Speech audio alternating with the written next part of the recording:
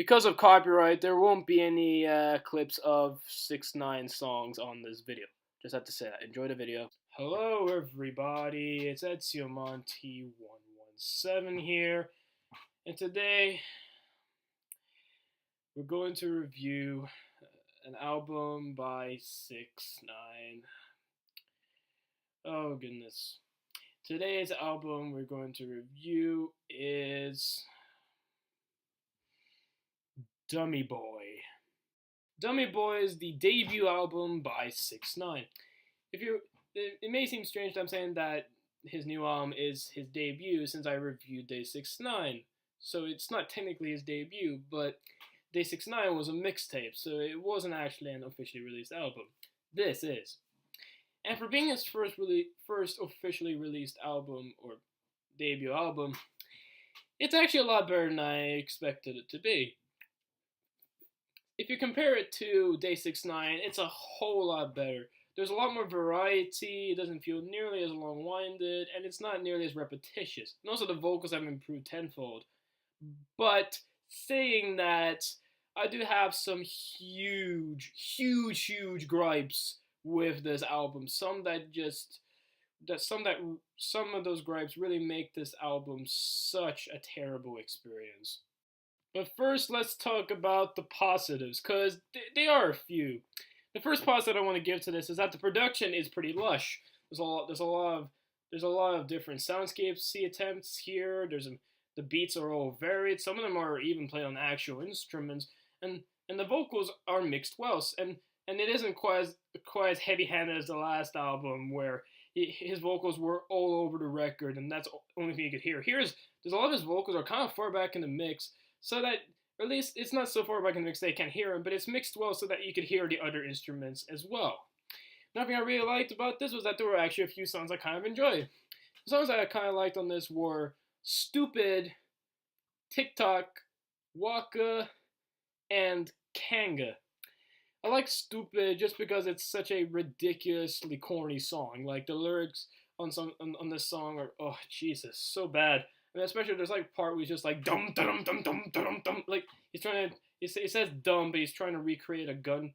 He's trying to replicate a rapid gunfire, or he's trying to replicate the sound of a gun being fired, and it sounds so embarrassing. But the song has a good beat, and it is oddly charming in a way, which then leads into TikTok, which has a good melody, and there's a nice change of pace from this guy. You know, it isn't his usual hard-hitting trap or hard-hitting hardcore hip-hop. So it's nice to have something different. And then we get into my favorite track with Waka, which has a nice call and response, with one half of the song being Boogie with the Hoodies melodic verses, and the other half being Day 6ix9ine's hard-hitting vocals, with even like a gunshot that is perfectly placed. I just really love the dynamics on Waka. Now we get Kanga, which has a nice beat, and I think Kanye West does a good job with the song. And that's where the highlights stop. Let's talk about the negatives. Oh, there's a lot of problems with this album. The biggest problem I probably have with this is the lack of consistency stylistically. Every song just feels weirdly placed. Like 1 minute you're hearing like a hardcore hip hop song, the next minute you're just hearing like a tropical pop song, and then you're just hearing like some slow ballad or something. I mean, especially the song FIFA, which has some nice instrumentation, but it feels so weirdly placed on the album. Like on that song in particular, I didn't even know 6ix9ine was even in there.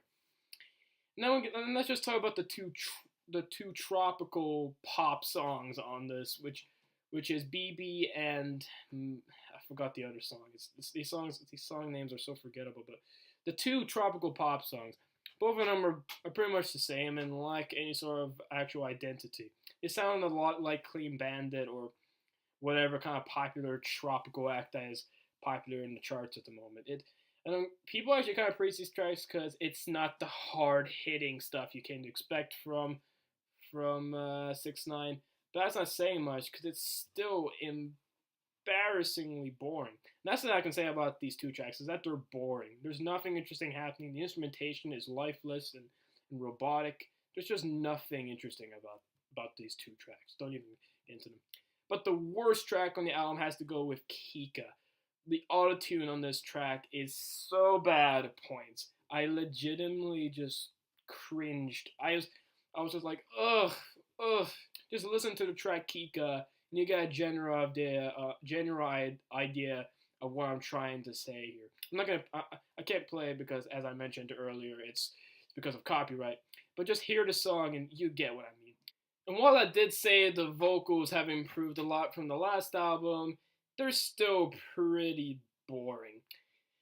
I'm only saying the vocals are better if you compare it to the last album, because if you try and compare the vocals to actual good vocalists that should get more credit these days, like Will Gardner from Black Peaks, yeah, it doesn't compare.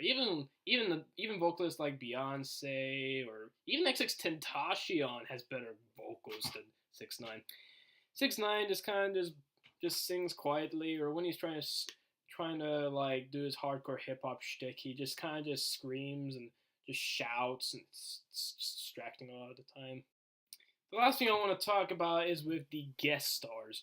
I mentioned Boogie with the Hoodie and Kanye West, and those are probably the best contributors on this album as they offer the most musical moments, and they're the ones that feel the most consistent throughout this album. Then we got like other ones like the one that is on BB, there's Nicki Minaj, there's Bobby Shmurda. None of them are particularly interesting. Bobby Shmurda in particular just delivers this out of place like this, I guess, on Stupid, and it's like it has like this terrible sound quality to it. And I'm guessing that's intentional, but I'm just sitting there here like, why even put it in the song? Why or at least if you're gonna have like this part, why isn't it just normal quality like the rest of the song? It just feels sound wise inconsistent with the rest, and it takes me out of the song.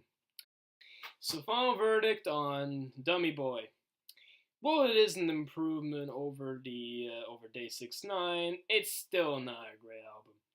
Since 6ix9ine is now imprisoned and life sentence 35 years in prison, I don't think he's gonna be making more albums. And if this is gonna be his last actual album, then yeah, it's not really quite a bang, I must admit. There's a few songs on there I liked, as I think Waka and TikTok in particular are strong. But overall, this album is stylistically inconsistent. The vocals are lacking. There's a lot of boring tracks throughout, and yeah, I just don't recommend this album. If you love 6ix9ine, or if you love this hardcore hip hop genre, then you're gonna love this fine. But since I'm not quite into this, then yeah, just not a whole lot to say about this album. It's just bleh. So that's all I have to say about this album. And I hope you guys enjoyed my review, and I'll see you the next time. Peace.